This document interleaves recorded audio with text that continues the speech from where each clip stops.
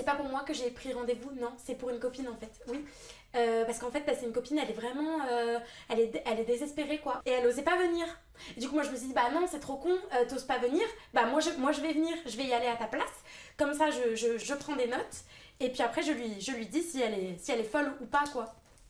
Donc pour vous faire le petit tableau de mon amie, en fait c'est une personne qui couche avec pas mal de... beaucoup de personnes. Et en fait elle me disait que bah, en fait elle ressentait rien. Elle dit je ressens rien.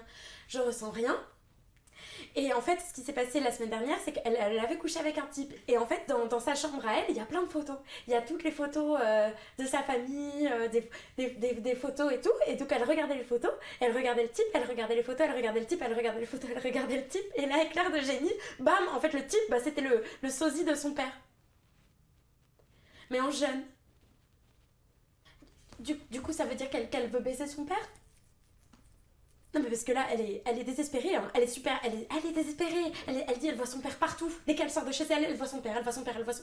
Alors, même elle l'a vu récemment, et il lui a demandé, t'as bien dormi ma chérie cette nuit? Et là, elle a pété un câble, elle a dit, non mais ça va pas, espèce de détraqué.